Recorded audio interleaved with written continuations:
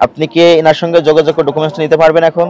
আমাকে দেখাতে হবে, কারণ আলু আপনার এলসি আলুর মূল্য আরো কম। যেখান থেকে ইম্পোর্ট হয়ে আসছে সেখানে মূল্য আরো কম পড়েছে। এখানে কস্টিং বা কাস্টম যোগ করে এই টাকাটা আসবে না। বর্ডারে স্যার, হ্যাঁ, এটা কিন্তু অস্বাভাবিক মূল্য লিখিয়েছে উনি। আলুর মূল্য স্বাভাবিক এবং যৌক্তিক পর্যায়ে রাখতে হবে। কোনো ডকুমেন্টস নাই, উইদাউট ডকুমেন্টস আপনি অস্বাভাবিকভাবে অনৈতিকভাবে 56 টাকা লিখে দিতে পারবেন না। এই অপরাধে 1 লক্ষ টাকা জরিমানার বিধান আছে, 1 বছরের জেল আছে। 51 করে কিনেছে। জি স্যার। কিন্তু রসিদ করেছে 52 টাকা করে। 1 টাকার কারচুপি। 1 টাকার কারচুপি হলে কত কেজি মাল এসেছে না বলেন? 1 কেজি করে কারচুপি, 1 টাকার কারচুপি করলেও 1318 টাকা একবারে হাওয়ার উপর দিয়ে চলে যাচ্ছে। উনি কিন্তু আমাকে স্বীকার করলো যে আমি 51 করে কিনেছি, কিন্তু রসিদ করেছে 52 টাকা করে। হিমেল এবং আজমেরি এবং ইম্পোর্টার মাঝখানে আরো হাত হচ্ছে। এই যে হাতগুলো যে বৃদ্ধি পায়, হাত বৃদ্ধি পেলে তো মূল্য বৃদ্ধি পায়। তাহলে হাতগুলো কমাতে হবে। এইটা কিন্তু স্যার ওনার কোনো দোষ না স্যার। আসলে তো ব্যাপারীর সাথে কথা বললেন, কিন্তু দুইটা লাইসেন্স, জি স্যার, ট্রেড লাইসেন্স, কমিশনের লাইসেন্স নাই। স্যার একটু কমিয়ে দেন স্যার।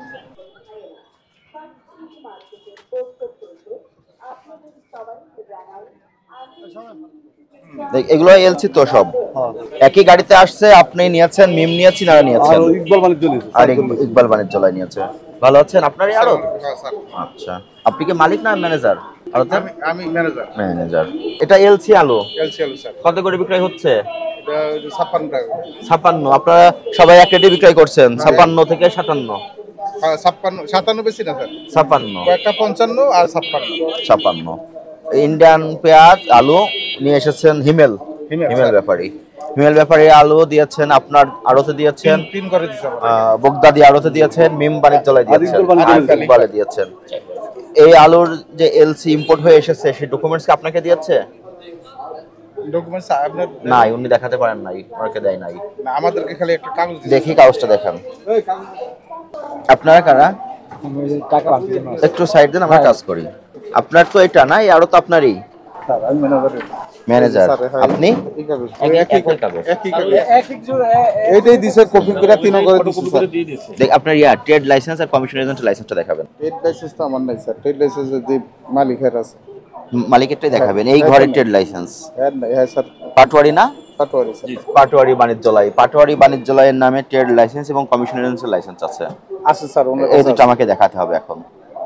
এখন তো উনি নাই, তো উনি তো বাইরে আছে স্যার। উনি কি সঙ্গে সঙ্গে করে নিয়ে ঘোরেন?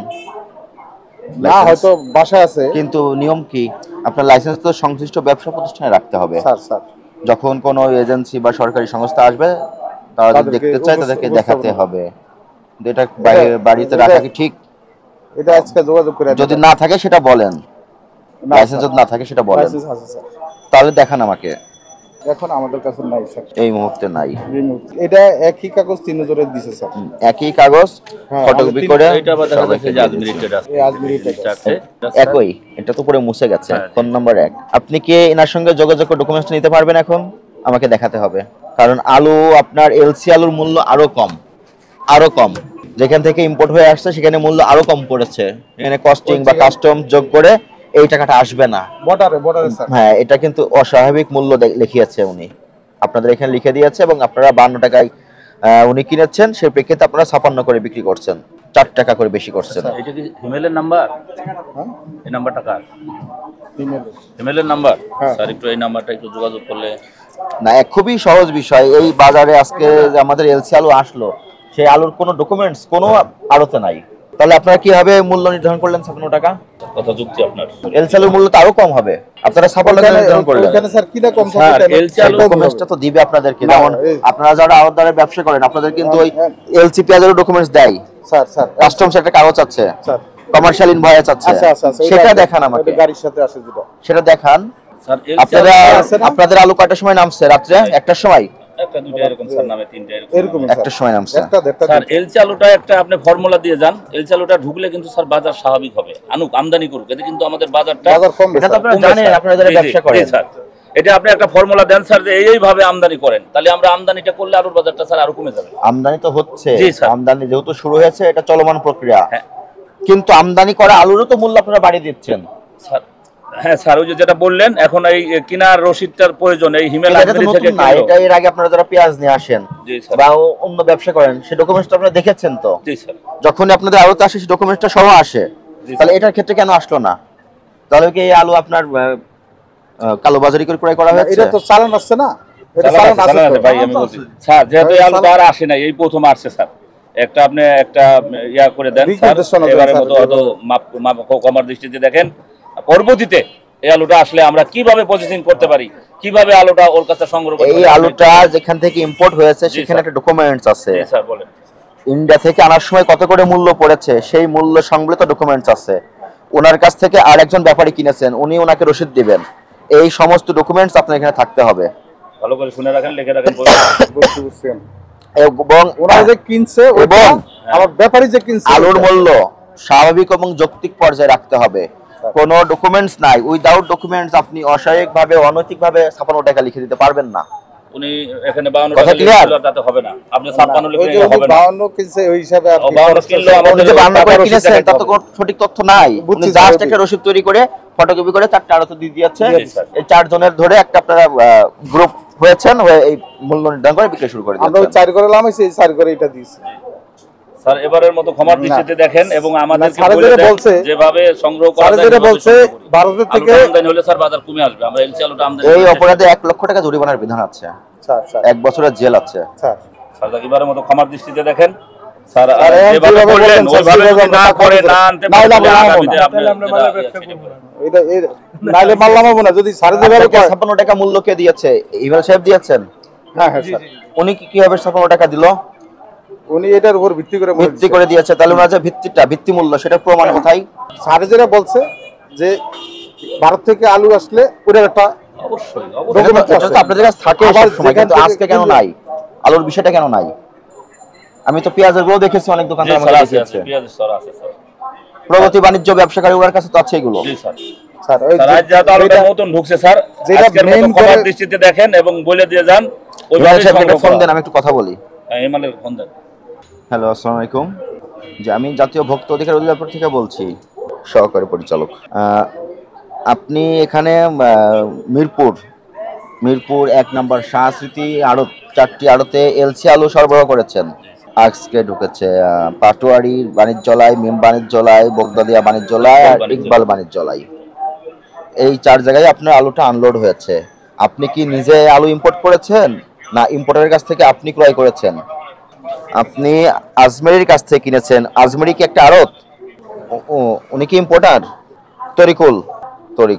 তরিকুলের কাছ থেকে আপনি কত করে কিনেছেন? 51 করে কিনেছেন। আপনি ঢাকাতে কোথায় কোথায় আলু পাঠিয়েছেন? আপনি আজমেরি ট্রেডার্সের কাছ থেকে কিনেছেন, উনি ইম্পোর্ট করেছেন না এর মাঝখানে আর কোনো হাত আছে? উনি আবার আরেকজনের কাছ থেকে কিনেছেন। ইম্পোর্ট মূল্য কত ছিল, আলুটার ইম্পোর্ট মূল্য কত ছিল সেই ডকুমেন্টস কি আপনাকে দেয় নাই? উনি বলতে পারবে, আপনি পারবেন না? আপনার কি ট্রেড লাইসেন্স আছে? আচ্ছা, আমি জানতে চাচ্ছি আপনি এখানে মূল্য নির্ধারণ করে দিয়েছেন কত করে বিক্রয় করবে, কিন্তু আপনি সেই ডকুমেন্টসটা তাদের কাছে পাঠাবেন। আপনার যে ইম্পোর্টার ডকুমেন্টস আছে, আলুটা যে ইম্পোর্ট হয়েছে সেই ইম্পোর্টেড ডকুমেন্টসটা তো এখানে দিবেন আপনি। চালানটা সাফিসিয়েন্ট না, পর্যাপ্ত না। আপনি যে আজমেরির কাছ থেকে কিনেছেন, উনি কি নিজেই ইম্পোর্ট করেছেন না উনি আবার অন্য কারোর কাছ থেকে কিনেছেন? সেই ডকুমেন্টস পাঠাতে হবে আপনার। আপনি কেন পাঠান নাই?